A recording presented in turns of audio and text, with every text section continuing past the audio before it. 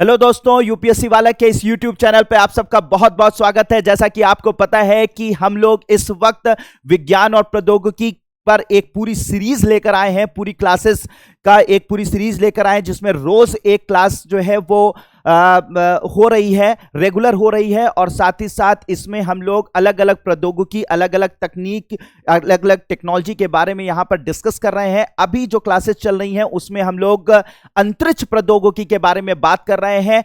तो होप कि आपने जो इससे प्रीवियस दो क्लासेस हैं उनको अच्छे से देखा होगा। अगर नहीं देखा है तो उन वीडियोस को जरूर जाकर देख लीजिए। अगर अंतरिक्ष प्रौद्योगिकी में अपने बेसिक्स को बहुत अच्छे से क्लियर करना चाहते हैं, उसमें ABCD से मैंने स्टार्ट किया है, बहुत ही बेसिक से स्टार्ट किया है। तो अपने बेसिक्स को, अपने आधार को अगर बहुत अच्छे से मजबूत करना चाहते हैं तो प्रीवियस दो वीडियोस को जरूर देख लीजिए।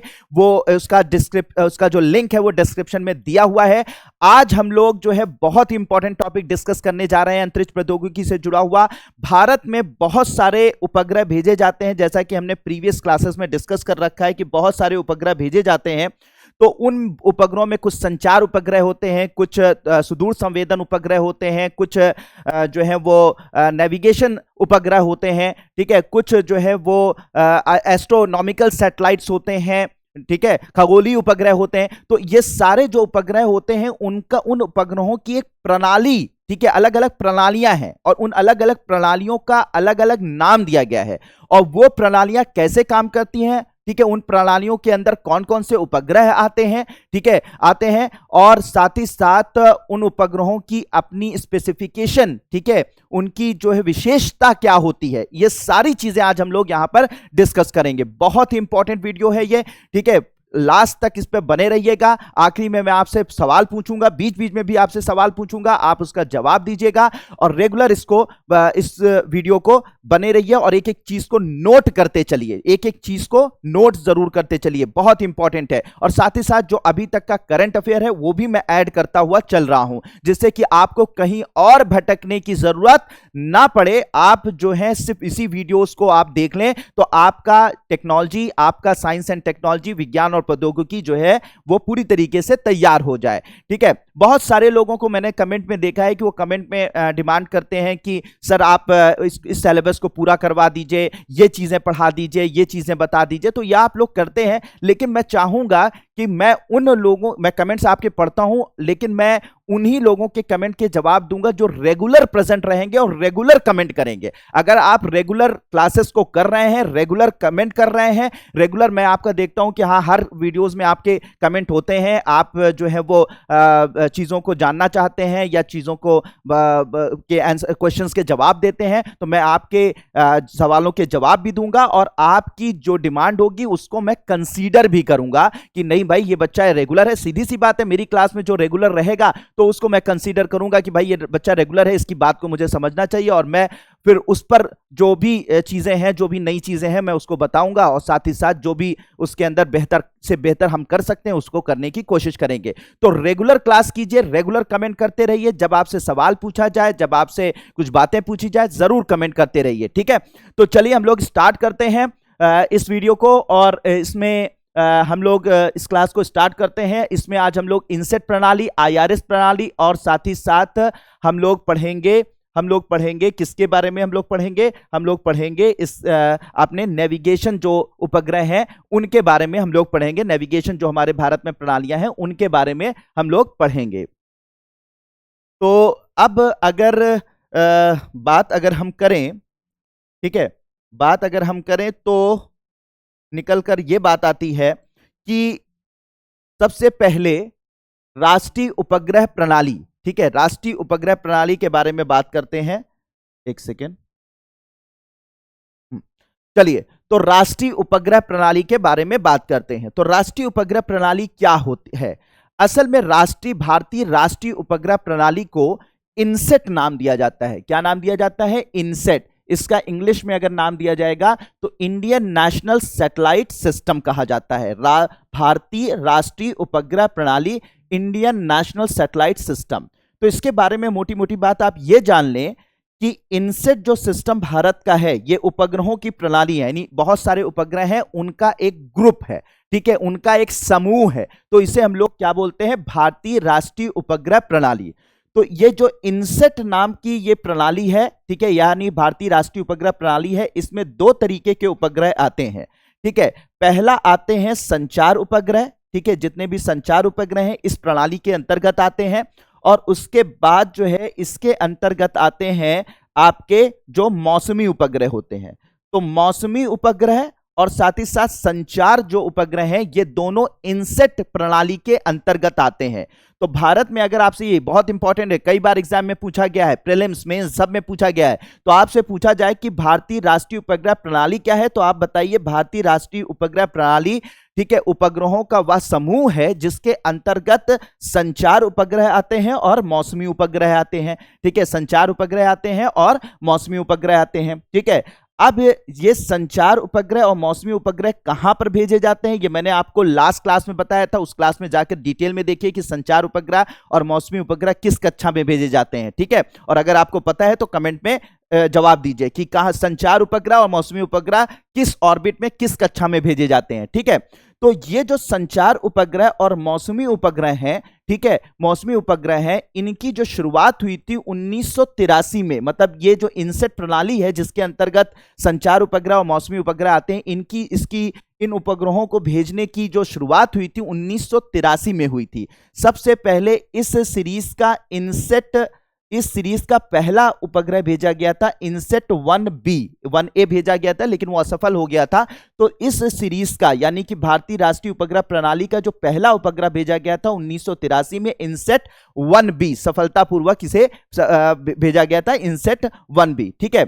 और उसके बाद हमने बहुत सारे संचार उपग्रह, बहुत सारे मौसमी उपग्रहों को भेज कर इतने सारे उपग्रह, बहुत सारे उपग्रह हमने भेजे और इस तरीके से उपग्रहों का एक तंत्र बना दिया जो आज पूरी दुनिया में वन ऑफ द बेस्ट, यानी दुनिया में जो सबसे बेहतरीन उपग्रहों की प्रणाली है उनमें से हम शामिल हो चुके हैं। यानी दुनिया में जो सबसे बेहतरीन उपग्रहों की प्रणालियां हैं, जो उपग्रहों का तंत्र है, ठीक है, जो उपग्रहों का नेटवर्क है, उसमें से एक भारत का भारतीय राष्ट्रीय उपग्रह प्रणाली यानी इनसेट सिस्टम है, ठीक है। तो शुरू किया हुआ इनसेट एशिया प्रशांत क्षेत्र में अभी तक सबसे बड़ा देशी संचार प्रणाली है और दुनिया में वन ऑफ द बेस्ट है, ठीक है, वन ऑफ द बेस्ट माना जाता है इसे, ठीक है। अब इसका जो उपयोग होता है वो मैंने आपको बता दिया कि संचार के लिए, यानी दूरसंचार माध्यम, जो दूरसंचार के लिए इसका मतलब यह है कि जो इस वक्त आप लोग मेरे वीडियोस को देख पा रहे हैं, मेरी क्लासेस को जो देख पा रहे हैं, वो एग्जैक्टली इसी संचार उपग्रहों के माध्यम से ही देख पा रहे हैं, जैसा कि लास्ट क्लास में मैंने बताया था। इसके अलावा रेडियो प्रसारण, टीवी प्रसारण जो देख पाते हैं वो भी इन्हीं प्रणाली के अंतर्गत यानी इनसेट प्रणाली के तहत देख पाते हैं। मौसम विज्ञान से जुड़ी जो जानकारियां आपको मिल पाती हैं वो भी जो है इसी इनसेट प्रणाली के उपग्रहों की वजह से मिल पाती हैं। और साथ ही साथ खोज और बचाव कार्यों के लिए भी इनका उपयोग किया जाता है। जब कहीं पर भी डिजास्टर हो जाता है, जब कहीं पर भी आपदाएं आ जाती हैं, तो उन आपदाओं का प्रबंधन भी इसी के माध्यम से होता है, क्योंकि भाई कम्युनिकेशन, कहीं पर भी आपदाएं आई हैं तो वहां पे संचार व्यवस्था की जरूरत बहुत ज्यादा होती है, ठीक है, लोगों को बचाने के लिए, लोगों को वहां से, जहां पे वो फंसे हुए वहां से निकालने के लिए। तो संचार उपग्रहों का वहां पर उपयोग किया जाता है लोगों की जान माल को बचाने के लिए, ठीक है। ये जो उपग्रह प्रणाली है, ठीक है, ये जो उपग्रह प्रणाली है ये जो है संयुक्त उद्यम है। याद रखिएगा किसका संयुक्त उद्यम है, यानी कि 5 ऐसे डिपार्टमेंट हैं, 5 ऐसे विभाग हैं जिनका ये संयुक्त उद्यम है। यानी ये कुल मिला के उसकी ये जो उपग्रह प्रणाली है इनसेट है, तो इनसेट की जो भी कह सकते हैं कि जो भी सुविधाएं होती हैं, जो भी कह सकते हैं कि जो भी इनको जो ये सुविधाएं देता है ये इनसेट प्रणाली, उन इनसेट प्रणालियों की सारी सुविधाओं को लेने का काम, ठीक है, और उनको लेने का काम और उनको नियंत्रित करने का काम ये 5 विभाग मिलकर भारत सरकार के करते हैं। किसके? इनसेट के, यानी भारतीय राष्ट्रीय उपग्रह प्रणाली के। वो कौन कौन से विभाग हैं? तो भारत का अंतरिक्ष विभाग, याद रखिएगा, भारत का अंतरिक्ष विभाग, भारत का दूरसंचार विभाग, ठीक है, दूरसंचार विभाग, भारत का भारतीय मौसम विज्ञान विभाग और आकाशवाणी और दूरदर्शन चैनल। यानी ये 5 विभाग हैं। कौन कौन से? अंतरिक्ष विभाग, दूरसंचार विभाग, तीसरा मौसम विभाग, चौथा आकाशवाणी और पांचवा दूरदर्शन। ठीक है, दूरदर्शन। तो ये जो 5 विभाग हैं ये मिलकर इस उपग्रह प्रणाली की सेवाएं लेते हैं और इनको नियंत्रित करने का काम करते हैं, और इनमें जो भी सुधार होता है, जो भी चीजें होती हैं, इनकी सलाह से किया जाता है। ठीक है, ठीक है। भेजने का काम तो इसरो करता है, लेकिन कुल मिला के इसकी सेवाएं लेने का काम कौन करते हैं? ये 5 विभाग करते हैं। कौन कौन से? अंतरिक्ष विभाग, दूरसंचार विभाग, भारतीय मौसम विभाग, आकाशवाणी और दूरदर्शन। ठीक है, तो ये बात हमेशा याद रखिएगा कि ये संयुक्त उद्यम है किनका? भारत सरकार के 5 विभागों का। ठीक है, और इनका जो नियंत्रण करने के लिए जो कंट्रोल सेंटर बनाया गया है वो हासन में बनाया गया है और भोपाल में। इनका मास्टर नियंत्रण सुविधा तंत्र मौजूद है। कहां पे मौजूद है? हासन और साथ ही साथ भोपाल में इनका मास्टर नियंत्रण तंत्र, जहां से इन उपग्रहों को कंट्रोल किया जाता है, नियंत्रित किया जाता है, वो यहां पर मौजूद है। ठीक है, तो इतनी कुछ बेसिक जानकारियां मैंने आप लोगों को इनसेट सिस्टम के बारे में दे दी, यानी कि इंडियन नेशनल सैटेलाइट सिस्टम, यानी कि भारतीय राष्ट्रीय उपग्रह प्रणाली के अंतर्गत दे दी। कौन कौन से उपग्रह इसके अंतर्गत आते हैं मैंने आप लोगों को पहले ही बता दिया। इसके अंतर्गत कौन कौन से मौसमी उपग्रह, मुख्यतः मौसमी उपग्रह, मुख्यतः संचार उपग्रह आते हैं। तो यहीं पर ये बातें रट जानी चाहिए, बिल्कुल समझ में आ जानी चाहिए। ठीक है, ये इसकी शुरुआत कब हुई थी? 1983 से हुई थी। ठीक है, इस पूरे इनसेट सिस्टम की शुरुआत हुई थी। 5 भारत सरकार के 5 विभागों का ये संयुक्त उद्यम है और इसको कंट्रोल हासन और भोपाल के नियंत्रण कक्ष से, नियंत्रण सेंटर से, केंद्र से किया जाता है। ठीक है, अब बात आती है कि ये जो हमारे जो टेलीकम्युनिकेशन सैटेलाइट होते हैं, यानी संचार उपग्रह होते हैं, और जो मौसमी उपग्रह होते हैं, ठीक है, ये होते क्या है और कैसे ये कंट्रोल करते हैं। थोड़ा टेक्निकल चीजें मैं आप लोगों को थोड़ा बता देता हूं। होता क्या है कि जब आप संचार या मौसमी उपग्रहों को देखते हैं तो कुछ इस तरीके से दिखाई पड़ते हैं। ये उपग्रह हैं, इसमें ये जो आपको दोनों तरफ चीजें दिखाई पड़ती हैं, ये सोलर पैनल होता है। सोलर पैनल इसे कहते हैं, या सोलर एरे के नाम से इसे जाना जाता है। क्या कहा जाता है इसे? सोलर एरे कहा जाता है या सोलर पैनल कहा जाता है। ठीक है, सोलर पैनल इसे कहा जाता है या सोलर एरे कहा जाता है। और ये सोलर पैनल क्या होता है, जो उपग्रहों के दोनों तरफ लगे होते हैं, ये क्या करता है? सूर्य की ऊर्जा को, क्या करता है ये? सूर्य की ऊर्जा को, ठीक है, सूर्य से मिलने वाली ऊर्जा को ये किस में परिवर्तित कर देता है? विद्युत ऊर्जा में परिवर्तित कर देता है।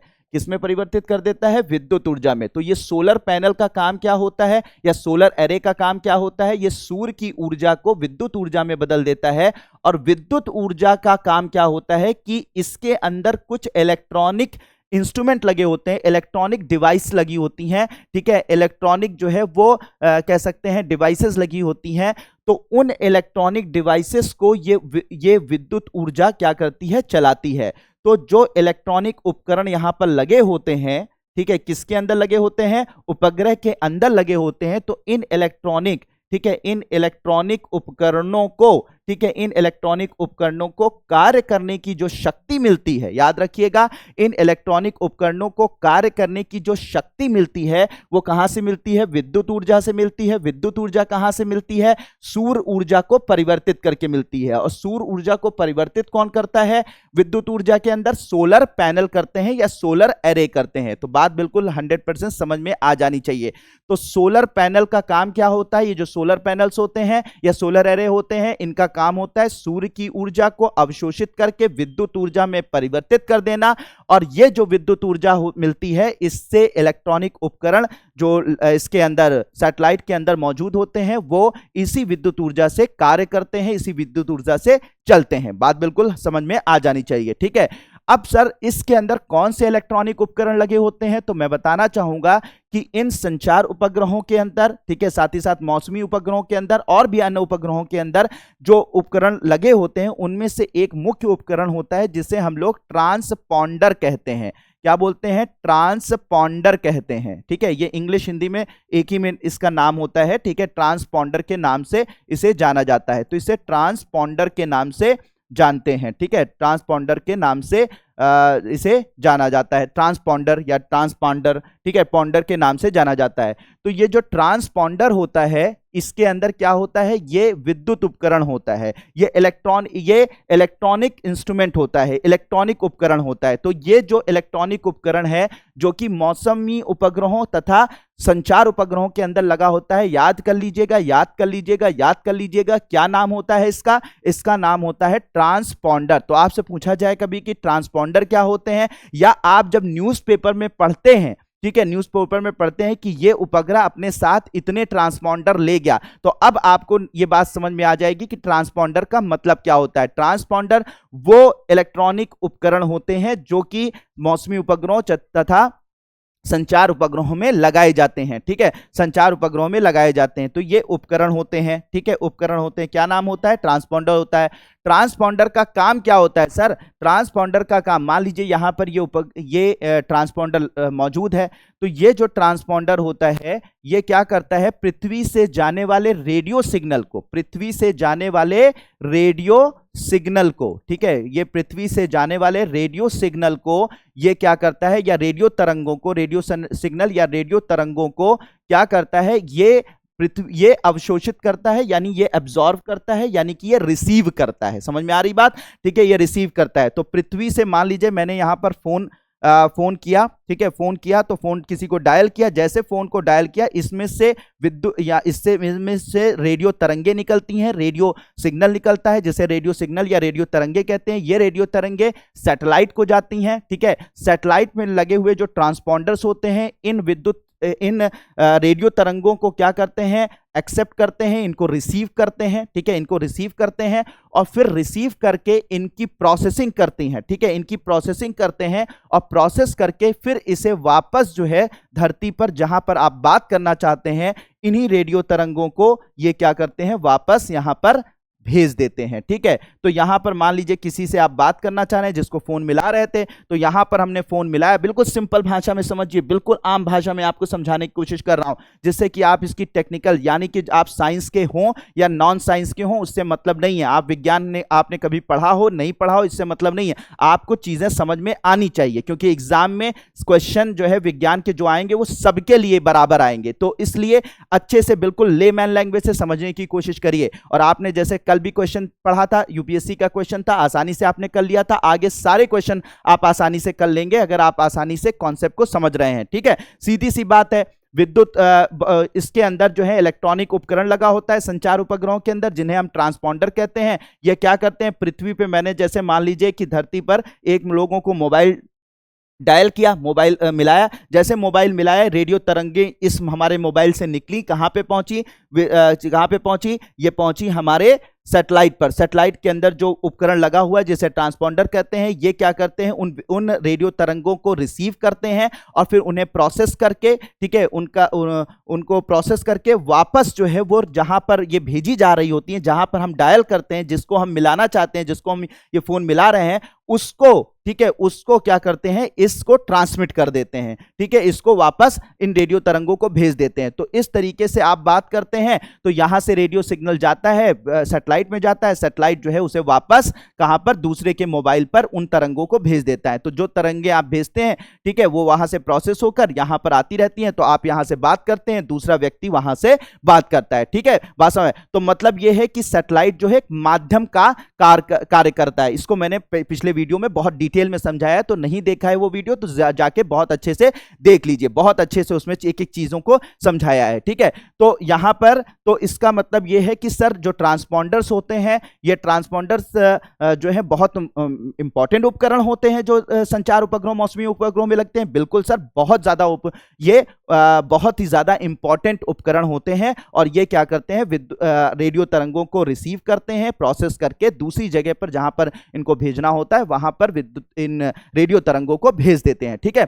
अब रेडियो तरंगों को भेज देते हैं, ठीक है, ये बात आपको समझ में आ गई। सर ट्रांसपॉन्डर क्या हर चीज के लिए अलग अलग होते हैं या एक ही प्रकार के होते हैं? देखिए, अलग अलग संचार करने के तरीके होते हैं। कभी हम इंटरनेट क्या यूज कर रहे हैं, कभी हम मोबाइल पे फोन पे बात करना चाह रहे हैं, कभी हम जो है वो इसके माध्यम से जो है वो नेविगेशन करना चाह रहे हैं, एक जगह से दूसरी जगह जाना चाह रहे हैं। तो या मौसमी उपग्रह जो होते हैं, मौसमी उपग्रह जो होते हैं वो मौसम की जानकारी लेना चाह रहे हैं, तो अलग अलग जो नीड होती है, अलग अलग जो जरूरतें होती हैं, उस हिसाब से अलग अलग फ्रीक्वेंसी के, अलग अलग आवृत्ति के ट्रांसपॉन्डर्स होते हैं। तो अलग अलग आवृत्ति के आधार पर इनको अलग अलग नाम दिया जाता है। उतने डिटेल में आपको जाने की जरूरत नहीं है, बस इतना समझ लीजिए जो ट्रांसपॉन्डर होते हैं अलग अलग कार्यों के लिए होते हैं और अलग अलग उनकी आवृत्ति होती है, उस बेस पर इनके अलग अलग नाम होते हैं। जैसे सी बैंड ट्रांसपॉन्डर होता है, ठीक है, एस बैंड ट्रांसपॉन्डर होता है, ठीक है, एक्स बैंड ट्रांसपॉन्डर होता है, ठीक है, एक्स बैंड ट्रांसपॉन्डर होता है, के यू बैंड ट्रांसपॉन्डर होता है, ठीक है, के ए बैंड ट्रांसपॉन्डर होता है। तो ये इस तरीके के अलग अलग आवृत्ति के, इसकी आवृत्ति अलग होगी, इसकी आवृत्ति अलग होगी, इसकी आवृत्ति अलग होगी, इसकी आवृत्ति अलग होगी, इसकी आवृत्ति अलग होगी। तो अलग अलग आवृत्तियों के अलग अलग ट्रांसपॉन्डर होते हैं, ठीक है, ट्रांसपॉन्डर होते हैं, अलग अलग आवृत्तियों के अलग अलग ट्रांसपॉन्डर होते हैं और इनका अलग अलग काम होता है, ठीक है। कोई जो है वो सीधे फोन पर बात करने के लिए, मोबाइल टेलीफोनी के लिए कुछ किसी ट्रांसपॉन्डर की जरूरत होती है। डायरेक्ट टू होम सर्विसेज, यानी कि आपके घर पे जो ये इस वक्त टीवी का प्रसारण हो रहा है, तो उसके लिए ट्रांसपॉन्डर अलग तरीके के आवृत्ति के ट्रांसपॉन्डर की जरूरत होती है। तो उसमें जैसे के यू बैंड ट्रांसपॉन्डर का उपयोग होता है, तो के यू बैंड ट्रांसपॉन्डर का उपयोग होता है। तो अलग अलग जरूरतों के हिसाब से अलग अलग आवृत्ति के ट्रांसपॉन्डरों की जरूरत होती है और अलग अलग आवृत्ति के ट्रांसपॉन्डर को अलग अलग नाम दिया जाता है। बस ऐसे आप नाम याद रखिए कि C band, S band, X band, K U band, K band, बहुत डिटेल में जाने की जरूरत नहीं है, ठीक है। बात समझ में आ रही है, ठीक है, सीधी सी बात है। तो सर क्या एक सैटेलाइट के अंदर एक ही ट्रांसपॉन्डर होगा तो अलग अलग कामों के लिए अलग अलग सैटेलाइट को भेजना पड़ेगा? नहीं जी, ऐसा नहीं है, ठीक है। होता क्या है कि जब एक सैटेलाइट होता है, एक उपग्रह होता है, तो एक उपग्रह के अंदर हम लोग लगभग 10 से लेकर 70 ट्रांसपॉन्डर जो है वो इसके अंदर रख देते हैं। कितने रख देते हैं? 10 से लेकर जितनी जरूरत होती है उस जरूरत के हिसाब से वो डिसाइड किया जाता है। तो एक उपग्रह के अंदर 10 से लेकर 70 ट्रांसपॉन्डर हम रख सकते हैं, 10 से लेकर 70 तक। मान लीजिए हमने 50 ट्रांसपॉन्डर, एक उपग्रह, एक संचार उपग्रह जा रहा है, उसके अंदर हमने मान लीजिए 50 ट्रांसपॉन्डर रख दिया। अब 50 ट्रांसपॉन्डर में आप इंटरनेट की सुविधाएं भी देना चाहते हैं, आप जो है मोबाइल सुविधाएं भी देना चाहते हैं, ठीक है, मोबाइल सुविधाएं भी देना चाहते हैं। तो आप क्या कर दीजिए कि जो है 25 जो है के यू बैंड ट्रांसपॉन्डर उसके अंदर रख दीजिए संचार उपग्रहों के अंदर, और जो है वो 25 जो है वो एक्स बैंड रख दीजिए। तो कुल मिला के क्या होगा, 25 जो है एक्स बैंड हो जाएंगे, 25 जो है वो के यू बैंड हो जाएंगे।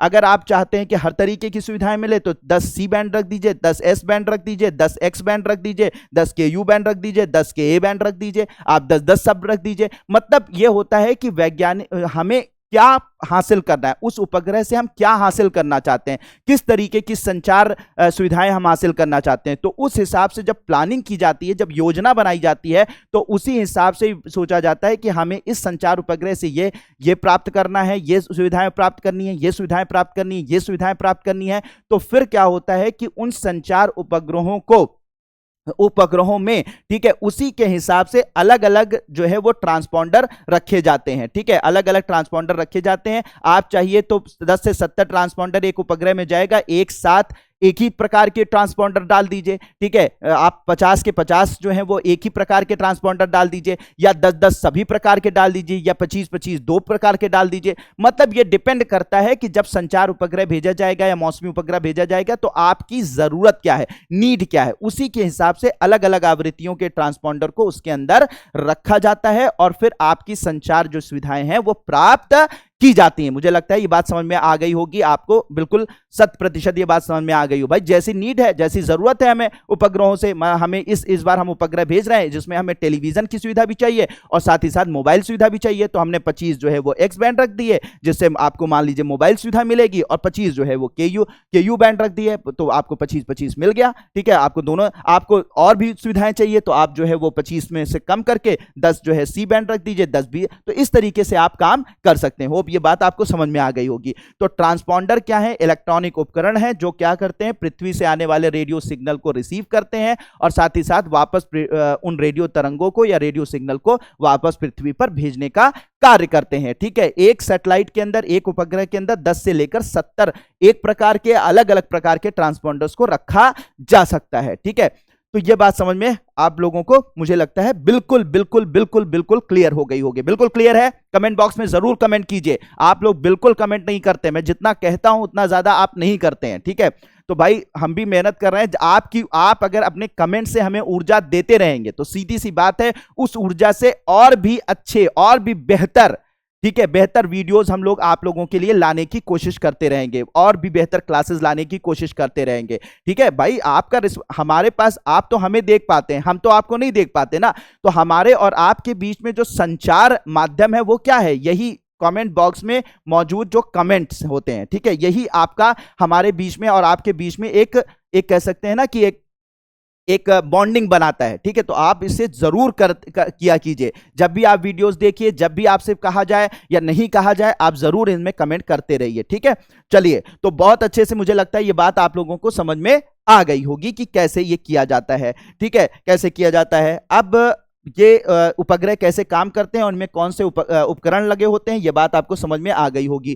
ठीक है, भारतीय राष्ट्रीय उपग्रह प्रणाली में यही संचार उपग्रह और मौसमी उपग्रह जो मैंने आपको पीछे बताया वो कैसे काम करते हैं, इन्हीं को रखा जाता है। और जैसा मैंने इसके बारे में आपको डिटेल में पहले डिस्कस कर दिया है। ठीक है, अब आगे बात करते हैं सर कि ये तो उपग्रह हो गए सर, इनका उपयोग कहाँ कहाँ पे किया जाता है। मैंने उपयोग भी बहुत अच्छे से बता दिया कि दूर संचार, ये जो इनसेट प्रणाली है, ये दूर संचार, प्रसारण, मौसम विज्ञान, खोज, बचाव कार्य, इन सब में इनका उपयोग किया जाता है। मतलब कुछ भी जो चीजें इस वक्त आप YouTube देख रहे हैं, ये YouTube भी इन्हीं इनसेट प्रणाली की वजह से भारत में आपके पास पहुंच पा रहा है। यानी कि मेरी जो क्लासेस हैं वो आप तक जो है वो इसी इनसेट प्रणाली के उपग्रहों की वजह से ही आपके घर तक पहुंच पा रही है, आपके फोन तक पहुंच पा रही है। ठीक है, आप कोई टीवी मैच देख रहे हैं तो वो भी इसी के माध्यम से पहुंच पा रहा है। ठीक है, अगर आप जो है वो किसी भी प्रकार का रेडियो टेलीविजन देखते हैं, कोई भी न्यूज देखते हैं, तो वो भी इसी इनसेट प्रणाली के उपग्रहों की वजह से पहुंच पा रहा है। अगर आप रेडियो सुनते हैं, एफएम सुनते हैं, तो वो भी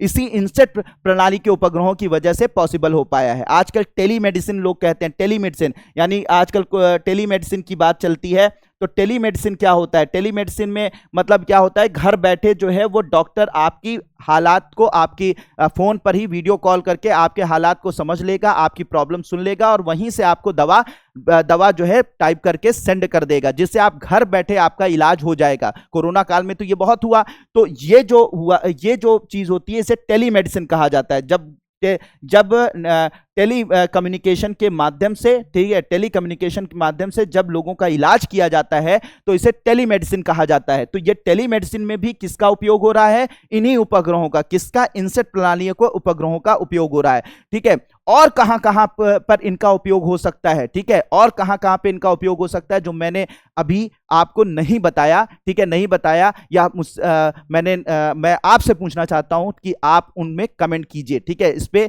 कमेंट कीजिए कि एग्जैक्टली और कौन कौन सी जगहों पर इनसेट प्रणाली के उपग्रहों का उपयोग हो सकता है। अपने दिमाग से सोचिए, ठीक है, कहीं और दूर जाने की जरूरत नहीं है, आपने दिमाग से सोचिए और सब कौन सी जगहों पर इनसेट प्रणाली के उपग्रहों का उपयोग हो सकता है, यह आप अपने दिमाग से सोचकर कमेंट बॉक्स में कमेंट कीजिए। ठीक है, इनसे कौन कौन से उपग्रह हैं? संचार, मौसमी, ठीक है, मौसम की जानकारी। अब ये मत लीजिए मौसम की जानकारी तो मैं पहले ही बता चुका हूं। मौसम की जो जानकारी होती है वो भी इन्हीं इनसेट प्रणाली के उपग्रहों के माध्यम से आप तक पहुंचती है। कब पारा गिरेगा, कब पारा बढ़ेगा, कब जो है वो धूल भरी आंधियां चलेंगी, कब शीतलहरी चलेगी, कब बारिश होगी, कब मानसून होगा, सब इसी इनसेट प्रणाली के अंदर मौजूद मौसमी उपग्रहों के कारण हो सकता है। अब आप पूछेंगे सर, तो आपने जो है वो कल बताया था, यानी कि जो कल की क्लास थी उसके अंदर बताया था कि इनसेट प्रणाली के अंदर जो संचार उपग्रह हैं, जीसैट नाम का, सीएमएस नाम का, इनसेट नाम का, या इनसेट 3D नाम का, या मौसमी उपग्रह है इनसेट 3D नाम का, या कल्पना नाम का मौसमी उपग्रह,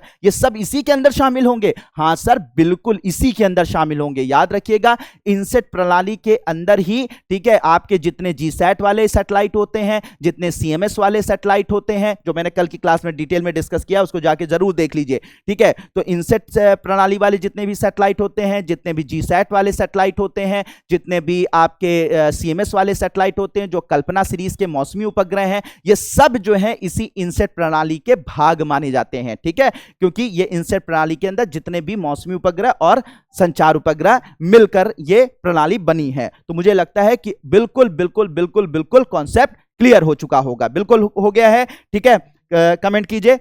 अब बात करते हैं हम लोग कि सर इस प्रणाली का जो लेटेस्ट, मैंने कहा था ना कि आपको करंट के साथ भी मैं अपडेट कर दूंगा, तो लेटेस्ट इस प्रणाली का जो उपग्रह भेजा गया है अभी हाल में 23 जून 2022 को भेजा गया है और उसका नाम क्या है, CMS-02। ठीक है, CMS-02 यानी CMS-02 जो है वो 23 जून 2022 को भेजा गया है। एरियाना 5 रॉकेट से इसको भेजा गया था। तो अभी लेटेस्ट जो है इनसेट सीरीज का जो सैटेलाइट भेजा गया है, क्या नाम है उसका, CMS-02, 23 जून 2022 को भेजा गया है। ठीक है, तो ये बात बिल्कुल क्लियर हो गई होगी, नोट कर लीजिए इसे। ठीक है, अब बात करते हैं भारतीय सुदूर संवेदन। तो इनसेट प्रणाली के बारे में हमने जान लिया। अब हम लोग बात करेंगे IRS प्रणाली के बारे में। IRS इंग्लिश में इसे बोलते हैं Indian remote sensing satellite system. क्या बोलते हैं, Indian remote sensing satellite system, भारतीय सुदूर संवेदन उपग्रह प्रणाली। भारतीय सुदूर संवेदन उपग्रह प्रणाली, क्या नाम दिया जाता है इसे, भारतीय सुदूर संवेदन उपग्रह प्रणाली का नाम दिया जाता है। ठीक है, तो भारतीय सुदूर संवेदन उपग्रह प्रणाली IRS, Indian remote sensing satellite system. ठीक है, अब ये जो रिमोट सेंसिंग सैटेलाइट्स होते हैं इनके अंदर आते हैं रिमोट सेंसिंग सैटेलाइट। जितने भी रिमोट सेंसिंग सैटेलाइट होते हैं, ठीक है, जितने भी रिमोट सेंसिंग सैटेलाइट होते हैं यानी कि जितने भी सुदूर संवेदन उपग्रह होते हैं, जितने भी सुदूर संवेदन उपग्रह होते हैं इसी के अंतर्गत रखे जाते हैं, या जिन्हें अर्थ ऑब्जर्वेशनल सैटेलाइट बोलते हैं। ठीक है, पृथ्वी का विश्लेषण करने वाले, पृथ्वी का निरीक्षण करने वाले जो सैटेलाइट होते हैं वो सब इसके अंतर्गत रखे जाते हैं। रिमोट सेंसिंग सैटेलाइट, सुदूर संवेदन उपग्रह इसके अंतर्गत रखे जाते हैं। किसके अंतर्गत रखे जाते हैं, भारतीय सुदूर संवेदन उपग्रह प्रणाली के अंतर्गत रखे जाते हैं। होता क्या है, सुदूर संवेदन का मतलब क्या होता है इसे समझ लीजिए। जब कोई चीज आप जो है वो बिना टच किए, अगर आप किसी का आंकड़ा, किसी चीज के बारे में अगर आप जानकारी इकट्ठा करते हैं बिना उसको टच किए हुए, बिना उसको छुए हुए, तो इसे हम लोग सुदूर संवेदन कहते हैं। जैसे आपने कैमरा लिया और कैमरे के माध्यम से किसी की फोटो खींच ली। अब आपने फोटो खींचकर बताया, अरे देखो इसकी नाक ऐसी है, इसके बाल ऐसे हैं, तो आपने उस इंसान का आंकड़ा इकट्ठा कर लिया। ठीक है, लेकिन उसका आंकड़ा तो इकट्ठा कर लिया, लेकिन उसको बिना टच किए, बिना उसको स्पर्श किए हुए जब आप उसका आंकड़ा इकट्ठा कर लेते हैं तो इसे ही हम लोग क्या बोलते हैं, सुदूर संवेदन। तो अगर हम फोटोग्राफी कर रहे हैं किसी की तो वो भी एक प्रकार का सुदूर संवेदन है। बात समझ में आ रही है, सुदूर संवेदन है। अगर हम हेलीकॉप्टर से, जैसे कहीं पर बाढ़ आ जाती है तो हमारे मुख्यमंत्री, प्रधानमंत्री जी लोग जो हैं वो हेलीकॉप्टर से जाते हैं और फिर उसके बाद निरीक्षण करते हैं, उस बाढ़ जो ग्रसित क्षेत्र होता है उसका निरीक्षण करते हैं, तो वो भी एक तरीके का सुदूर संवेदन हो गया। समझ में आ रही बात। तो सुदूर संवेदन का मतलब किसी चीज को बिना टच किए हुए, बिना स्पर्श किए हुए अगर उसकी जानकारी इकट्ठा करना या उसके बारे में आंकड़े इकट्ठा कर लेना, क्या कहलाता है, सुदूर संवेदन कहलाता है। आप अपनी आंखों से भी सुदूर संवेदन करते हैं, समझ रहे हैं ना मेरी बात। जब आप किसी को देखते हैं उसके बारे में पूरा जज करने लगते हैं, अच्छा ये ऐसा है, इसके बाल लंबे हैं, इसके बाल छोटे हैं, ठीक है, इसके बाल जो है वो ये चेहरे में ऐसा है, ठीक है, देखने में ऐसा दिख रहा है। तो ये जो आप काम कर रहे हैं ना, ये भी एक प्रकार का क्या हो गया, सुदूर संवेदन। आपने उसको बिना टच किए, बिना स्पर्श किए हुए आपने उसके बारे में जानकारियां इकट्ठा कर ली, तो ये भी क्या हो गया, सुदूर संवेदन हो गया। तो ये भी क्या हो गया, सुदूर संवेदन हो गया। तो अब बात ये होती है, अब यही सुदूर संवेदन जब सैटेलाइट के माध्यम से किया जाता है, सैटेलाइट के माध्यम से किया जाता है, तो इसे हम लोग क्या बोलते हैं, इन सैटेलाइट्स को क्या बोलते हैं, सुदूर संवेदन सैटेलाइट या सुदूर संवेदन उपग्रह बोलते हैं। तो मतलब बिना टच किए हुए पृथ्वी के बारे में जानकारी इकट्ठा करना। मान लीजिए पृथ्वी है, पृथ्वी का ये मान लीजिए भूभाग है, तो यहां से क्या होता है कि बहुत सारे ये जो सुदूर संवेदन उपग्रह होते हैं, ये बिना टच किए हुए जब पृथ्वी के बारे में अध्ययन करते हैं, पृथ्वी के बारे में आंकड़े इकट्ठा करते हैं, पृथ्वी के बारे में जानकारियां इकट्ठा करते हैं, तो ऐसे उपग्रहों को हम लोग क्या बोलते हैं, सुदूर संवेदन उपग्रह कहते हैं। क्या बोलते हैं, सुदूर संवेदन उपग्रह कहते हैं। तो सुदूर संवेदन उपग्रह क्या होते हैं, जो पृथ्वी के ऊपर घूमते हुए पृथ्वी के बारे में जानकारियां इकट्ठा करते हैं, पृथ्वी की हर चीज के बारे में, पृथ्वी की सतह पर क्या मौजूद है, पृथ्वी की सतह पर कहां पर पहाड़ मौजूद है, कहां पे नदियां मौजूद है, कहां पे जंगल मौजूद है, कितने जंगल मौजूद है, कम पिछली बार जब हमने आंकड़े इकट्ठा किए तो उससे ज्यादा हैं जंगल की, इस बार कम हो गए हैं। ठीक है, जो हमारे पहाड़ मौजूद हैं वो पहाड़ों में किस प्रकार का बदलाव आ रहा है, इसके आंकड़े इकट्ठा करना, मौसम परिवर्तन जो जलवायु परिवर्तन हो रहा है उसके आंकड़े इकट्ठा करना। ठीक है, हमारा जो वायुमंडल है उसके बारे में आंकड़े इकट्ठा करना, हमारे समुद्र के बारे में आंकड़े इकट्ठा करना, हमारे पृथ्वी के नीचे जो जो है पृथ्वी की सतह के नीचे जो खनिज पदार्थ पाए जा रहे हैं उनके बारे में आंकड़े इकट्ठा करना। ये सारे जो आंकड़े इकट्ठा करने का काम होता है, कहां पे कौन सी रोड बन रही है इसके बारे में आंकड़े इकट्ठा करना, दुश्मन ने कितनी दूरी पर हमारे टेरिटरी पर कब्जा कर लिया है, हमारे देश के कितने हिस्से पर कब्जा कर लिया है, इसके बारे में जो हमारे पास फुटेज आती हैं बताया जाता है चाइना जो है 50 किलोमीटर अंदर चला आया है। तो ये जो आंकड़े आते हैं ये भी आंकड़े इकट्ठा करने का काम सुदूर संवेदन उपग्रह करता है। मतलब सुदूर संवेदन उपग्रह का काम क्या होता है, हर तरीके के आंकड़ों को इकट्ठा करना। ठीक है, ऊपर से। अब इन आंकड़ों को इकट्ठा करने के लिए, इन जानकारियों को इकट्ठा करने के लिए इसके अंदर जो इंस्ट्रूमेंट लगाए जाते हैं, इनके अंदर जो उपकरण लगाए जाते हैं सुदूर संवेदन उपग्रह के अंदर, वो उपकरण कौन से होते हैं? सबसे ज्यादा जो उपकरण यूज होता है वो फोटोग्राफी कैमरा होता है। ठीक है, इसमें बहुत हाई ग्रेड के फोटोग्राफी के कैमरे यूज किए जाते हैं। तो फोटोग्राफी कैमरे का उपयोग किया जाता है। इसके अलावा इसके अंदर जो उपकरण लगाए जाते हैं वो रडार का यूज किया जाता है, रडार का उपयोग किया जाता है। ठीक है, इसके अलावा इसके अंदर जो है लिडार का उपयोग किया जाता है। ठीक है, रडार जो है रेडियो तरंगों को भेजकर, पृथ्वी पर रेडियो तरंगों को भेजकर और फिर उनसे टकराकर जो तरंगे उसके पास वापस आती हैं उनके माध्यम से क्या करता है, रडार जो है वो वहां के आंकड़े इकट्ठा करता है। ठीक है, आंकड़े इकट्ठा करता है। लिडार जो होता है वो लाइट, यानी खासकर की लेजर लाइट, ठीक है, लेजर लाइट का उपयोग करके, लेजर लाइट यानी कि उपग्रहों के अंदर लिडार मौजूद होता है, और लिडार जो होता है इन उपग्रहों से में मौजूद जो लिडार उपकरण होता है, ये लाइट यानी खासकर की लेजर लाइट को भेजकर धरती पर, और धरती से टकराकर जब वो लेजर लाइट वापस उपग्रह तक जाती है तो उसके माध्यम से आंकड़े इकट्ठा करता है। तो मतलब क्या है कि हमने वहां पर देखा था, जैसे संचार उपग्रहों में या मौसमी उपग्रहों में क्या देखा था, उपकरण, मुख्य उपकरण क्या था, ट्रांसपॉन्डर था। यहां पर जो उपकरण हम लोग देख रहे हैं वो कौन कौन से हैं? मुख्यतः उपकरण जो मौजूद होते हैं फोटोग्राफी कैमरे होते हैं, जिसके माध्यम से पृथ्वी की सतह या समुद्र या धरती में जो भी चीजें होती हैं उनके बारे में फोटोग्राफी की जाती है। तो फोटोग्राफिक कैमरे इसके अंदर लगे होते हैं, या इसके अंदर रडार लगा होता है, या इसके अंदर लिडार लगा होता है। रडार जो है वो रेडियो तरंगों को भेजकर आंकड़े इकट्ठा करता है। लिडार जो है वो लाइट वेव्स या जो आपकी जो लाइट वेव्स होती हैं, जो लेजर वेव्स होती हैं, उनका उपयोग करके ये क्या करता है कि आंकड़े इकट्ठा करता है। ठीक है, इकट्ठा करने का काम करता है। तो एक बात बिल्कुल स्पष्ट हो गई कि इसके अंदर कौन कौन से उपकरण होते हैं, किसके माध्यम से ये आंकड़े इकट्ठा करता है। तो याद रखिएगा, फोटोग्राफी कैमरे, रडार और लिडार। और भी कुछ उपकरण होते हैं लेकिन ये मुख्यतः ये इस तरीके के उपकरण होते हैं जिनकी मदद से ये आंकड़े इकट्ठा करता है। ठीक है, आंकड़े इकट्ठा करता है। रडार का फुल फॉर्म क्या होता है, ठीक है, और लिडार का फुल फॉर्म क्या होता है, कमेंट बॉक्स में बताइए। ठीक है, एक बार इसे जरूर बताइए। ठीक है, आप लोगों को ये आपका टास्क है, रडार और लिडार का फुल फॉर्म क्या होता है। ठीक है, वैसे चलिए मैं ही बता देता हूं, नहीं तो फिर आप ढूंढेंगे और सारी चीजें।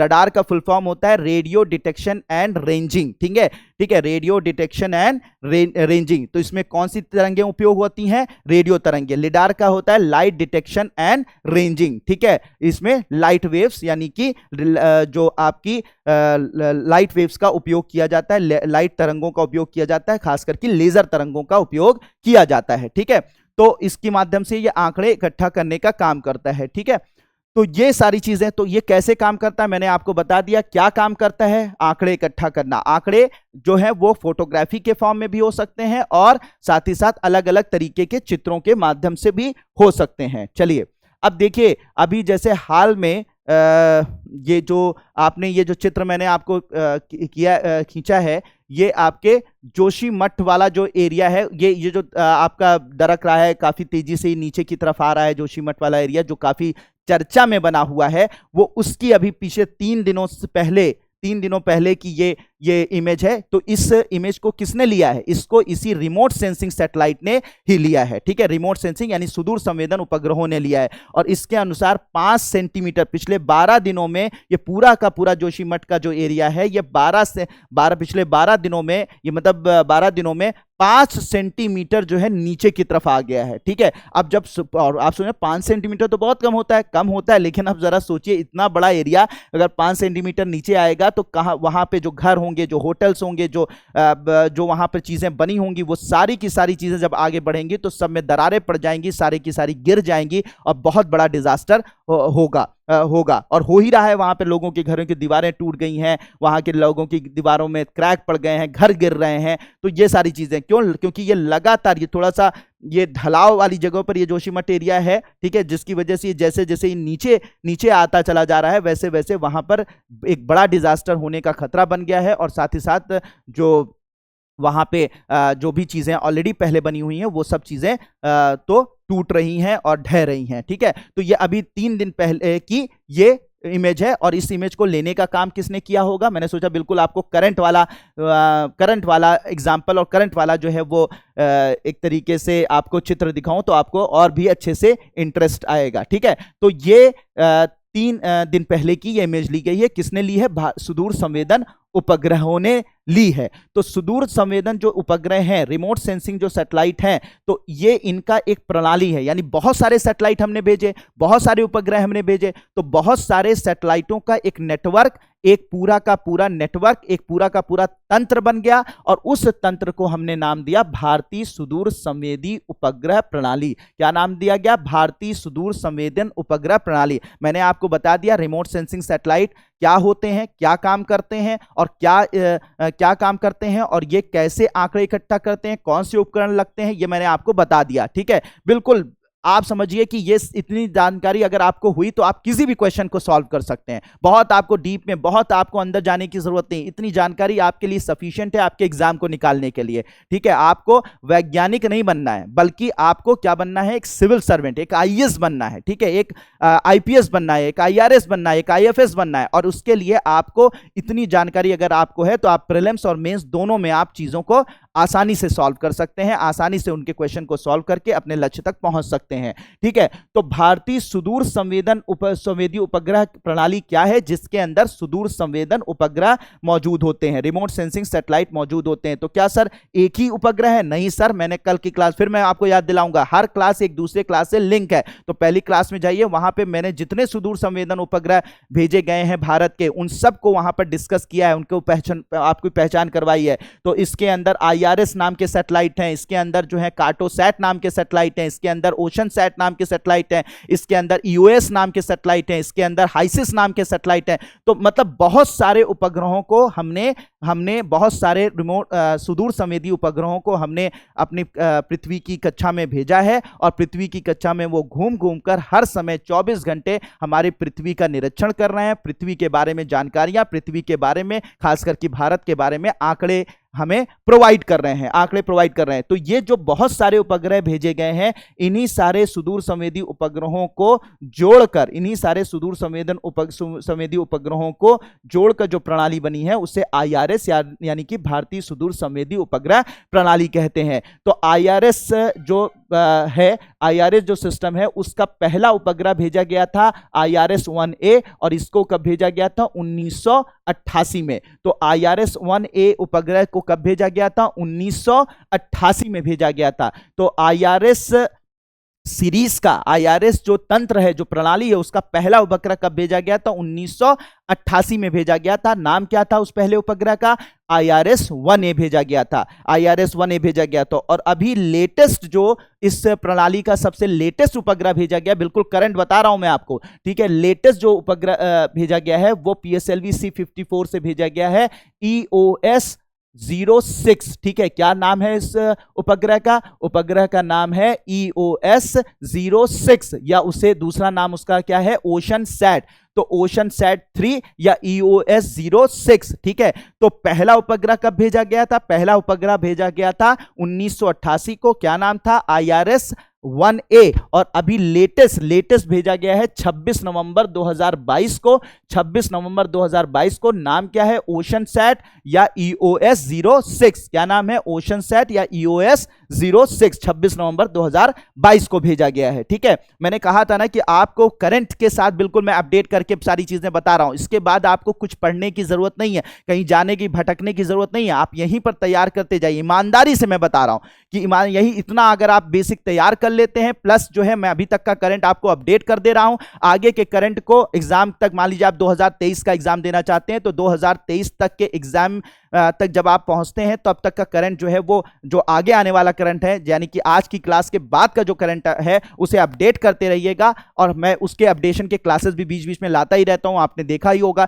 तो उसके अपडेट करते रहिएगा। आपका कहीं कोई क्वेश्चन नहीं जाएगा, याद रखिएगा। अगर आपने ईमानदारी से सारी क्लासेस बहुत अच्छे से कर दी तो ये मेरा आपसे प्रॉमिस है, लेकिन आपको भी प्रॉमिस करना पड़ेगा कि लगातार इस क्लास में आपको बने रहना पड़ेगा। ठीक है, बड़े रहना पड़ेगा। तो ये सारी चीजें हो गई। अब बात होती है सर इसका अनुप्रयोग क्या है? अनुप्रयोग मैंने आपको बता दिया, आंकड़े इकट्ठा करने में है।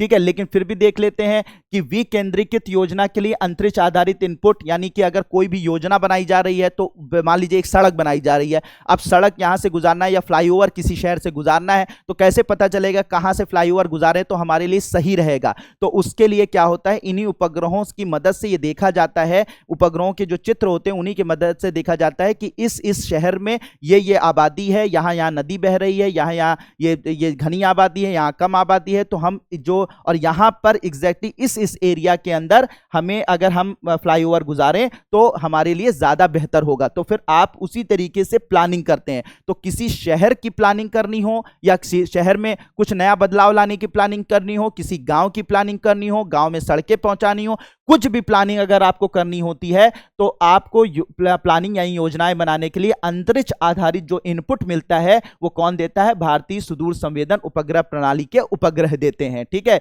इसके अलावा राष्ट्रीय शहरी सूचना प्रणाली, वही सारी चीजें हो गई। कहीं पर भी आपदाएं आती हैं, जैसे अभी जोशीमठ वाला मामला चल रहा है, तो यहां पे जो आपदा आ रही है या आपदा का प्रबंधन जो किया जा रहा है वो किसके माध्यम से पता चल रहा है? कितनी आपदा है, आपदा की इंटेंसिटी कितनी है, ये बात कैसे पता चल रही है? इसी के माध्यम से तो पता चल रही है।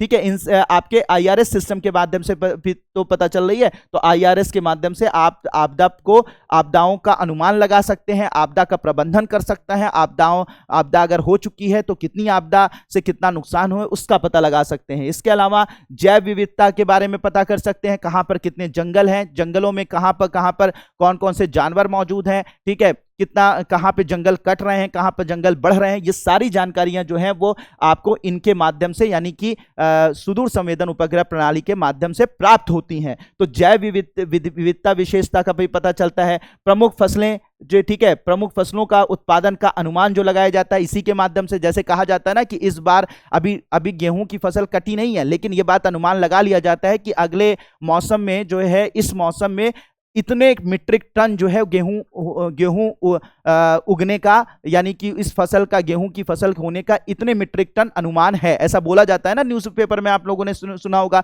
तो कैसे अनुमान लगा? अभी तो गेहूं की फसल कटी नहीं है, फिर भी अनुमान हमने कैसे लगा लिया? वो एग्जैक्टली इसी तरीके की कितने एरिया में गेहूं की फसल बोई गई है, ये सैटेलाइट के माध्यम से इसे देखा जाता है। फिर उसी हिसाब से अपनाया जाता है कि इतने हेक्टेयर के एरिया में अगर इतनी गेहूं की फसल बोई गई है तो इतना जो है वो गेहूं पैदावार, अगर मौसम ठीक ठाक रहा तो इतना पैदावार हो जाएगी। तो ये कैसे पता चलता है? इन्हीं उपग्रहों के भेजे गए चित्रों के माध्यम से।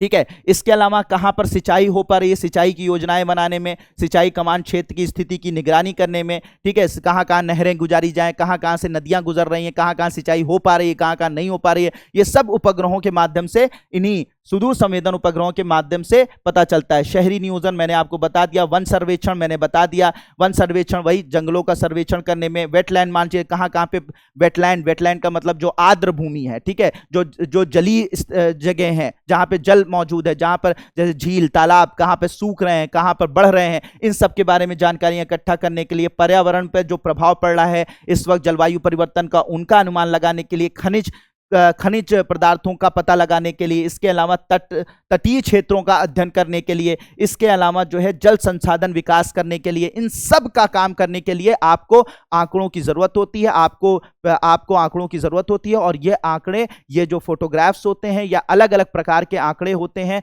ठीक है, पृथ्वी पर से के ऊपर से गुजरते हुए उपग्रह यानी सुदूर संवेदन उपग्रह ऊपर से गुजरते हुए फोटोग्राफ्स लेते हैं, ठीक है, रेडियो तरंगों के माध्यम से, ठीक है, या प्रकाशीय तरंगों के माध्यम से जो है वो आंकड़े इकट्ठा करते रहते हैं, और फिर इन आंकड़ों की मदद से हम क्या करते हैं, ये सारे काम करते हैं। तो सोचिए कितना एप्लीकेशन है। इसके अलावा जो है वो इसके अलावा रक्षा क्षेत्र में मैंने आपको बताया ही कि जब पृथ्वी से ऊपर से गुजरते हुए ये पता लगा लेते हैं, फोटो खींच लेते हैं कि भाई ये इस एरिया में जो है वो चाइना का इंटरफेयर बढ़ रहा है, चाइना जो है जल्दी अंदर आ गया है। तो ये बात कैसे पता चलती है? इन्हीं उपग्रहों के माध्यम से चलती है। तो रक्षा क्षेत्र में भी इनका उपयोग बहुत ज्यादा होता है, ठीक है। अगर आप लोगों ने फिल्म देखी होगी, परमाणु नाम की कोई फिल्म थी, जॉन अब्राहम की थी, तो उसमें जो है इंडिया जो है न्यूक्लियर टेस्ट करने वाला होता है, तो अमेरिका का सैटेलाइट बार बार गुजरता है, तो उससे बचने के लिए वो सारा वहां पर सारी चीजों को छुपा देते हैं। तो उसमें अगर देखा होगा तो आप लोग, तो उनमें क्या होता है कि वो लोग,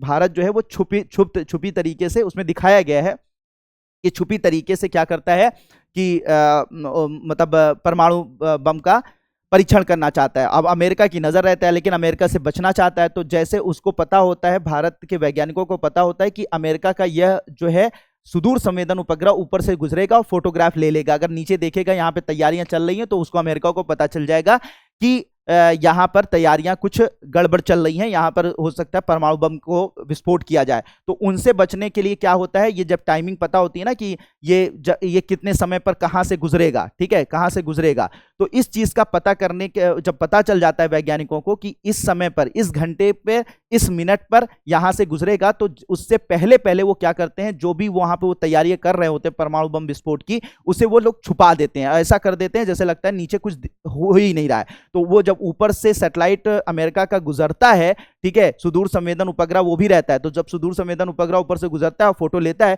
तो वहां पे नॉर्मल सी चीजें दिखाई पड़ती हैं, क्योंकि पहले से सब कुछ ढक दिया गया होता है, पता ही नहीं चल पाता है। भारतीय जो सैनिक होते हैं उसे ऐसे बिल्कुल मतलब नॉर्मल कर देते हैं, ठीक है, उसको ढक देते हैं, जहां पर वो विस्फोट वाले जो सामान वामान इकट्ठा किए रहते हैं सब ढक देते हैं, और फिर उसके बाद वो उपग्रह जो है जब ऊपर से फोटो लेता है तो उसको कुछ नहीं दिखता, और फिर उसके बाद वो देता है कि नहीं वहां सब नॉर्मल है। लेकिन जैसे वो उपग्रह आगे जाता है, मतलब हमारे क्षेत्र को छोड़कर आगे की तरफ बढ़ता है, वैसे फिर से हम हर चीज को हटाकर फिर से परमाणु बम विस्फोट की तैयारी स्टार्ट कर देते हैं। तो ये चीज उसके अंदर बहुत अच्छे से दिखाई गई है, ठीक है। चलिए, तो अगर देखी होगी तो आप लोगों ने, तो वो जो उपग्रह होता है अमेरिका का, वो भी अमेरिका का सुदूर संवेदन उपग्रह होता है। ऐसे हम भी निगरानी करते हैं। चलिए, तो ये मुझे लगता है सुदूर संवेदन उपग्रह प्रणाली भी आपको क्लियर हो गई होगी।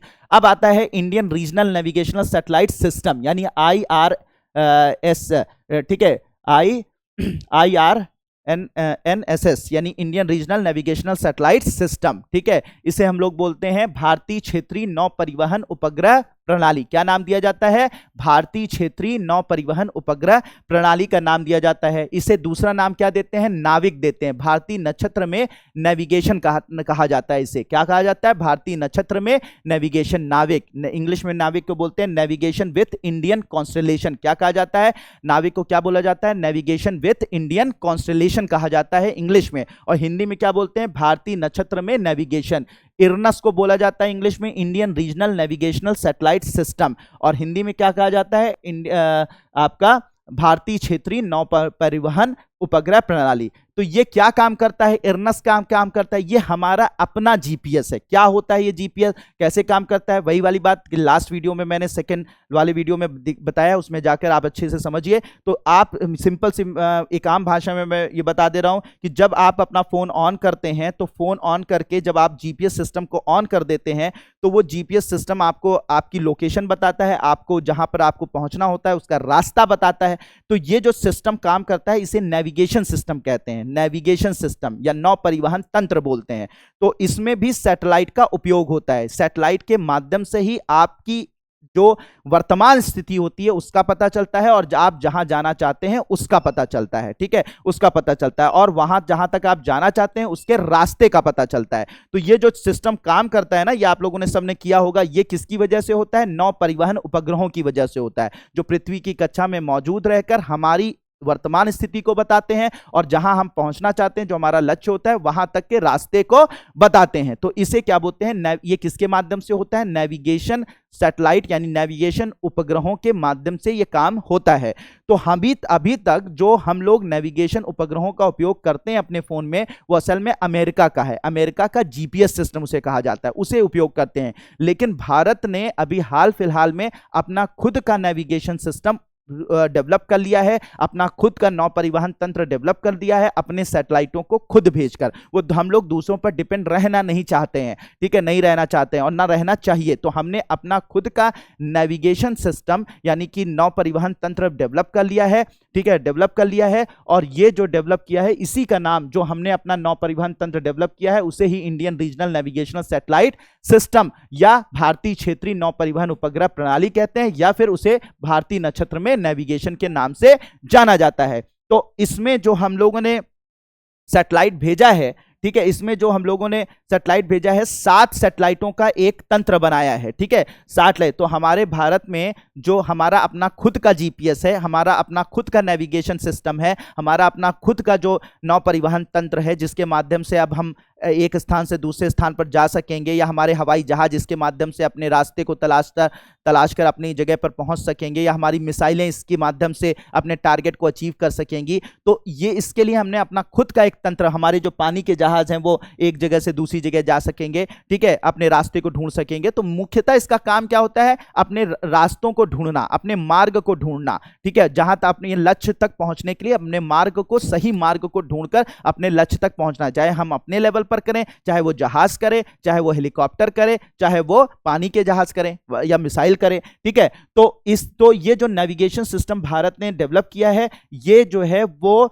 क्षेत्रीय स्तर पर है। अभी जैसे अमेरिका का जो जीपीएस हम लोग उपयोग कर रहे हैं, वो पूरी दुनिया में कहीं पर भी चले जाइए, कहीं पर भी चले जाइए तो उसका आप उपयोग कर सकते हैं, क्योंकि वो ग्लोबल है, यानी उसमें बहुत सारे सैटेलाइट उपयोग में लाए गए हैं, ठीक है, वो ग्लोबल है, यानी कि वो वैश्विक है, ठीक है, वो कैसा है? वैश्विक है, ठीक है, वो वैश्विक है, ठीक है, वो वैश्विक है, यानी कि ग्लोबल है, पूरी दुनिया में उसका कवर है, यानी कि दुनिया के किसी भी कोने में आप चले जाएं तो अमेरिका का जो जीपीएस सिस्टम है उसका आप उपयोग कर सकते हैं, क्योंकि उसने बहुत सारे सैटेलाइटों को भेजकर उसको पूरी दुनिया को कवर कर रखा है। लेकिन हमारे पास इतने सैटेलाइट भेजने की क्षमता नहीं है, हम धीरे धीरे उस क्षमता को बढ़ा रहे हैं, लेकिन हमने अपने जो सैटेलाइट सिस्टम को भेजकर, याद रखिएगा, हमने अपने सैटेलाइट सिस्टम को भेजकर क्षेत्रीय स्तर पर उसको मजबूत कर दिया है, मतलब क्षेत्रीय स्तर पर अपना नेविगेशन सिस्टम, अपना जो है नौ परिवहन तंत्र बनाया है। तो जो क्षेत्रीय स्तर पर बनाया गया है, तो हमारा क्या है? क्षेत्रीय है हम, और अमेरिका वाला क्या है? वो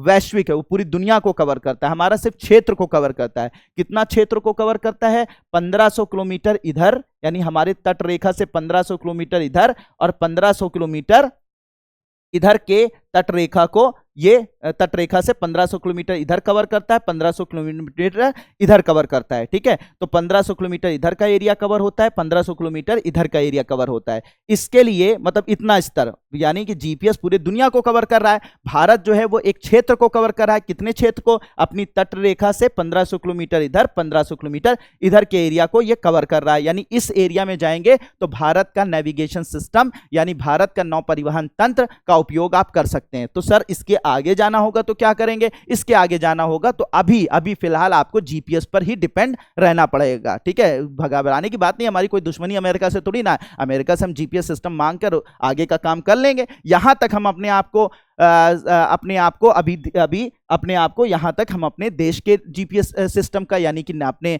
इरनस का उपयोग करेंगे, नाविक का उपयोग करेंगे, ठीक है। और भविष्य में भगवान ने दिया, सीधी सी बात है, अभी हमने 1500 किलोमीटर का एरिया कवर किया, भगवान ने दिया तो और सैटेलाइट भेजेंगे और हमारी प्लानिंग है, अभी हाल फिलहाल में इसरो ने ये घोषणा करी है कि हम आगे 12 और सैटेलाइट भेजकर हम क्या करेंगे? पूरे विश्व को कवर करेंगे। तो अभी आगे भगवान पैसा देता जाएगा, भगवान हमें देता जाएगा तो हम उसको और भी कवर कर करते करते हम भी अपना वैश्विक बना लेंगे, हम भी जो है उसको ग्लोबल बना लेंगे। अभी लेकिन हमारा क्या है, क्षेत्रीय, सिर्फ 1500 किलोमीटर इधर 1500 किलोमीटर इधर। भाई सबसे पहले प्रीलिम्स पास करोगे ना, सीधे इंटरव्यू देने पहुंच जाओगे, तो पहले प्रीलिम्स पास करो, फिर क्षमता बढ़ाओ, फिर मेंस पास करो, फिर उसके बाद इंटरव्यू पास करो, समझ रहे हो ना। तो इस तरीके से तो 1500 किलोमीटर इधर 1500 किलोमीटर इधर का एरिया इरनस कवर करता है, ठीक है, नाविक कवर करता है। इसके लिए कितने सैटेलाइट भेजे गए हैं, 7 सैटेलाइट, एक यहां पर है, ठीक है, 2 इस तरीके से जियो सिंक्रोनस ऑर्बिट में, ठीक है, एक यहां पर है, एक यहां पर और एक यहां पर और एक यहां पर। कितने हो गए, 7 सैटेलाइट। कितने सैटेलाइट है,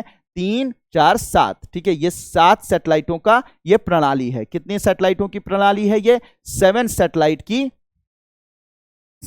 सैटेलाइट्स की ये पूरी प्रणाली है। तो कितने उपग्रह हमने भेजे हैं 1500 किलोमीटर के क्षेत्र को कवर करने के लिए, 7 सैटेलाइटों को भेजा है, 7 उपग्रहों को भेजा है। इसका जो पहला इरनस का जो पहला उपग्रह भेजा गया था, कौन सा भेजा गया था, इरनस 1A भेजा गया था। कब भेजा, इरनस 1A भेजा गया था।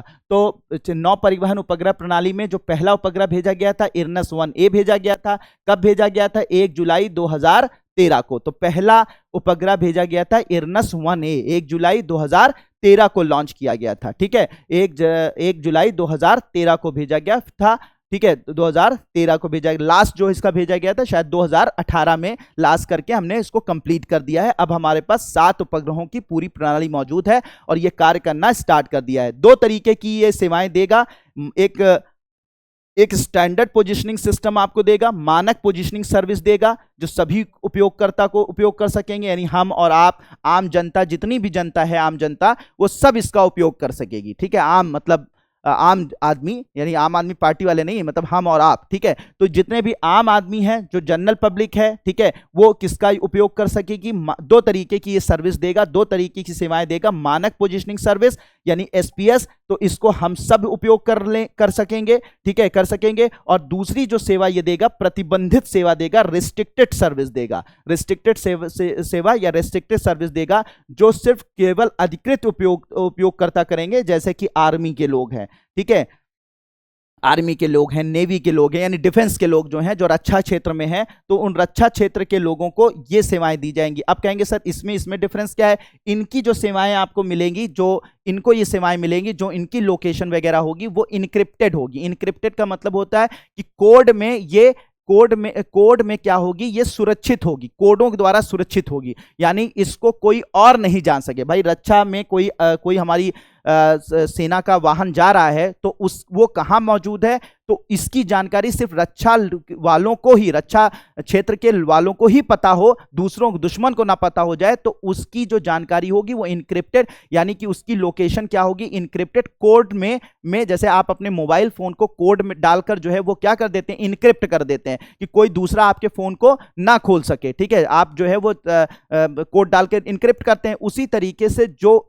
हमारे रक्षा क्षेत्र में जो ये सेवाएं दी जाएंगी, उनको कोड फॉर्म में दिया जाएगा, कोडेड फॉर्म में दिया जाएगा, इनक्रिप्टेड फॉर्म में दिया जाएगा, जिससे कि और कोई उसके बारे में, उन जगहों के बारे में या उन वाहनों के बारे में या उनकी जो सैन्य से जुड़ी हुई जानकारियों के बारे में पता ना कर सके। तो वो कोडेड फॉर्म में होगी, इनक्रिप्टेड फॉर्म में होगी, उनको वही लोग उनकी लोकेशन का पता कर सकेंगे या उनकी उस सर्विसेज का उपयोग कर सकेंगे जिनको उसका कोड डिकोड करना, यानी उसका पासवर्ड पता होगा, ठीक है। पासवर्ड नहीं पता है तो दूसरा उसकी जानकारी नहीं ले सकता है। तो ये विशेष सेवा होगी। ये विशेष सेवा किसको दी जाएगी, आर्मी को, डिफेंस वालों को या विशेष लोगों को दी जाएगी। और मानक पोजीशनिंग सिस्टम, इसमें कोई कोडेड वगैरह नहीं होगा, यहाँ पे सबको सारी पोजीशन चीजें पता होंगी, तो ये हम लोगों को ये सेवाएं दी जाएंगी, ठीक है।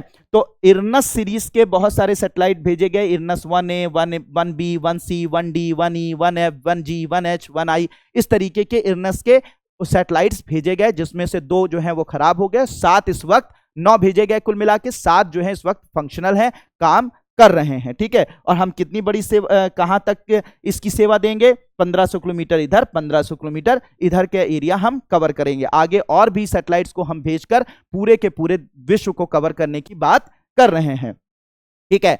तो इसका जो अभी हाल फिलहाल में, अभी इसका करंट ये है कि अभी हाल फिलहाल में अंतरराष्ट्रीय समुद्री संगठन है, ठीक है, अभी हाल फिलहाल में अंतरराष्ट्रीय समुद्री संगठन है आईएमओ, इसने 2020 में हिंद महासागर क्षेत्र में संचालन के लिए world wide radio navigation system के एक भाग के रूप में इसे मान्यता दे दी है। मतलब यह है कि अगर आप जो है वो अगर आप ये हिंद महासागर में अगर आप यहाँ से यहाँ अपना मतलब कोई पानी का जहाज लेकर सामान लेकर इस जगह से यहाँ तक जाना चाहते हैं, यहाँ से यहाँ तक जाना चाहते हैं, तो अब आप जो है इसका उपयोग कर सकते हैं। ठीक है, उपयोग कर सकते हैं। असल में ऐसा है कि ये जो अंतर्राष्ट्रीय समुद्री संगठन है ये चाहता है कि हम जिसको ऑथराइज करें, यानी जिसको हम समझ लें कि इससे किसी भी हमारे पानी के जहाज को, जो भी हिंद महासागर में घूम रहे हैं पानी के जहाज या पूरे महासागरों में जहां जहां पानी के जहाज घूम रहे हैं, जो पानी के जहाजों से ही ज्यादातर माल की ढुलाई होती है, एक देश से दूसरे देश जो माल पहुंचाया जाता है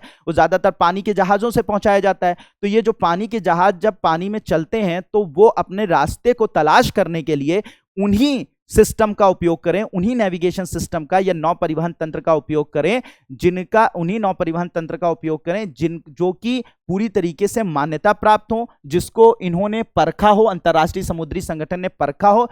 क्यों? क्योंकि अगर आप नहीं परखे हुए का किसी ने उपयोग कर लिया और मान लो कि वो सही से रास्ता नहीं बता रहा है, ठीक है, नहीं बता रहा है, वो पहुंचना कहीं और है, कहीं पहुंच गए और वहां पर जो है वो समुद्री लुटेरे, समुद्री डाकू उन पर कब्जा कर लिए, उनको पकड़ लिए उनके जहाजों को, या फिर वो कहीं समुद्र में ही वो जहाजें भटक गई, वो डूब गई, तो क्या होगा? उनका फ्यूल खत्म हो गया तो क्या होगा? तो इसलिए ये अंतर्राष्ट्रीय समुद्री संगठन कहता है कि जिनको हम मान्यता दें ऐसे ही नेविगेशन सिस्टम का, ऐसे ही नौ परिवहन उपग्रहों का या नौ परिवहन जो सिस्टम है उसका ही आप लोग उपयोग करें, ऐसे सभी चीजों का उपयोग आप लोग ना करें। समझ में आ रही बात? ठीक है, तो जब तक अंतरराष्ट्रीय समुद्री संगठन मान्यता नहीं देते हैं तब तक आप किसी भी नेविगेशन सिस्टम का उपयोग नहीं कर सकते हैं। तो भारत के इरनस को या भारत के नाविक को 2020 में अंतरराष्ट्रीय समुद्री संगठन ने इसको मान्यता दे दी और यह कह दिया ये बहुत अच्छा है, बेहतर है, अब आप इसका उपयोग कर सकते हैं।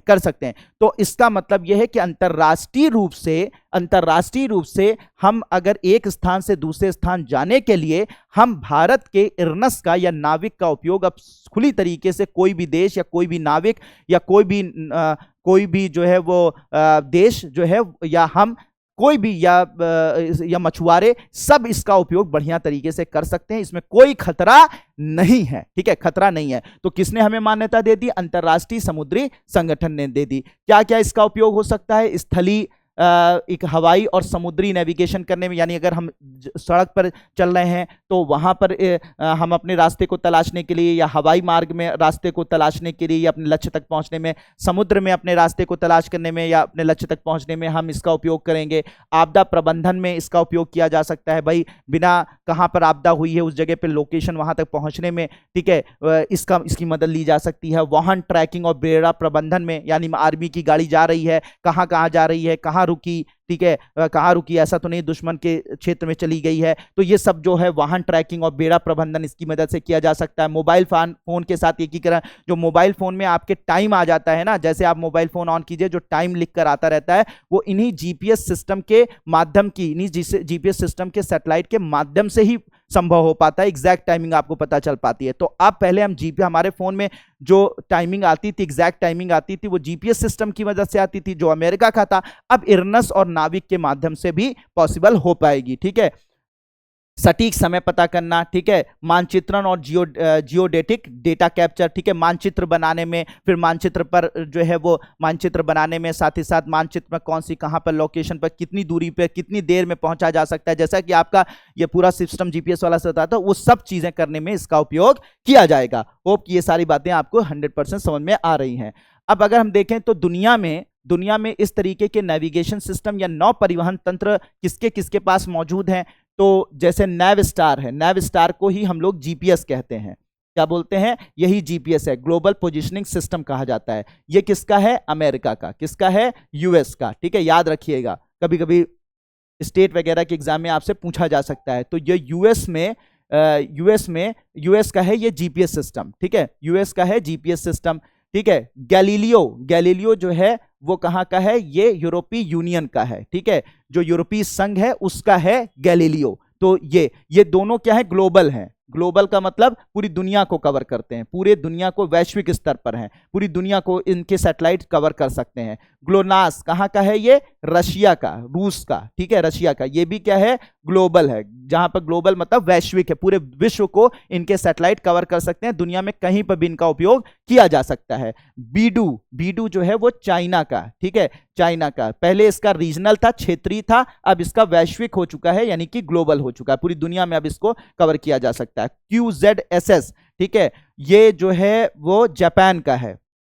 कहाँ का है? जापान का। ये जो है क्षेत्रीय है, ठीक है, ये कैसा है? क्षेत्रीय है, रीजनल है, ठीक है। और इरनस कहाँ का है? इंडिया का है, ये भी क्षेत्रीय है, सिर्फ क्षेत्रीय स्तर पर काम कर रहा है, ठीक है, पूरी दुनिया को कवर, पूरे वैश्विक स्तर पर ये कवर नहीं दे रहा है। तो जापान का और इंडिया का जो है वो क्षेत्रीय स्तर पर कवरिंग दे रहा है, क्षेत्रीय स्तर पर कवर कर रहा है, ठीक है, मतलब क्षेत्रीय स्तर पर ही इसका उपयोग कर सकते हैं, पूरे वैश्विक स्तर पर इसका उपयोग नहीं कर सकते हैं। लेकिन जीपीएस है, ग्लोनास है, गैलीलियो है, बीडू है, इसका आप पूरे विश्व स्तर पर इसका उपयोग कर सकते हैं। तो होप कि ये बातें भी बिल्कुल बिल्कुल बिल्कुल बिल्कुल क्लियर हो गई होंगी। बिल्कुल कमेंट बॉक्स में कमेंट करते रहिए भाई, कैसे आप लोग वो कर रहे हैं, ठीक है। तो चलिए, तो अब आगे बढ़ते हैं सर, क्वेश्चंस देख लेते हैं। तो क्वेश्चन में लिखा हुआ है कि निम्नलिखित कथनों पर विचार करें। भारतीय राष्ट्रीय उपग्रह इनसेट प्रणाली एशिया प्रशांत क्षेत्र में सबसे बड़ी घरेलू संचार उपग्रह प्रणालियों में से एक है, जिसमें भू स्थिर कक्षा में संचार उपग्रह रखे गए हैं। ये बहुत अच्छे से समझिएगा, ठीक है। ये आज की क्लास और पिछली क्लास दोनों मिलाकर अगर आप तैयार करेंगे तो आपका ये आंसर बहुत आसानी से निकल जाएगा, ठीक है। सी विस्तारित और सी विस्तारित सी और केयू बैंड में 200 से अधिक ट्रांसपॉन्डर वाली इनसेट प्रणाली दूरसंचार, टेलीविजन प्रसारण, उपग्रह, समाचार एकत्रीकरण, सामाजिक अनुप्रयोगों, मौसम की भविष्यवाणी, आपदा चेतावनी और खोज और बचाव कार्यों के लिए सेवाएं प्रदान करती है, ठीक है, करती है इनसेट प्रणाली, ठीक है। उपरोक्त कथनों में से कौन से सही हैं? ठीक है, केवल एक सही है, एक या दो सही है, ठीक है, एक या दो सही है, केवल दो सही है, ना तो एक सही है और ना ही दो सही है। क्या आंसर होगा? बहुत अच्छे से देख लीजिए, मैं 5-10 सेकंड के लिए रुक जाता हूं, खूब अच्छे से क्वेश्चन देख लीजिए और बहुत ही अच्छे से आंसर कीजिए। मैं 10 सेकंड के लिए रुक जाता हूं, या आपको आंसर करना है, कमेंट बॉक्स में आंसर कीजिए, इसका कमेंट बॉक्स में आंसर कीजिए, ठीक है। 10, 9, 8, 7, 6, 5, 4, 3, 2, 1, 0, ठीक है। चलिए, होप कि आप लोगों ने सही आंसर किया होगा, मैं देखूंगा, और मैं इसका आंसर अगर रहेगा तो मैं आंसर कमेंट बॉक्स में आंसर खुद आके करूंगा, ठीक है। तो होप कि आज आप लोगों ने पूरा का पूरा इनसेट सिस्टम, पूरा का पूरा IRS सिस्टम, ठीक है, पूरा का पूरा आप लोगों ने, आपने इरनस सिस्टम यानी नाविक सिस्टम को भी समझा, और इसको मैंने कोशिश करी कि आपको पूरी जानकारी इसकी मैं दे पाऊं, और आपको मैंने देने की प्रयास किया है। आप इसको एक बार खूब अच्छे से, इसको जो आपने नोट किया है उसको रिवाइज कीजिए, बार बार रिवाइज कीजिए, बार बार पढ़िए, और लोगों से, दूसरे लोगों से भी इसको शेयर कीजिए। और आपको ये क्लासेस कैसी लग रही हैं आप कमेंट बॉक्स में जरूर बताइए। मिलते हैं नेक्स्ट क्लासेस में। नेक्स्ट क्लासेस में हम लोग डिस्कस करेंगे, मोस्ट प्रॉब्ली हम लोग डिस्कस करेंगे कि कौन कौन से रॉकेट यानी कि कौन कौन से प्रक्षेपण यान हैं, उनके बारे में बात करेंगे। तो अभी के लिए इतना ही काफी है। Thank you so much, may God bless you all.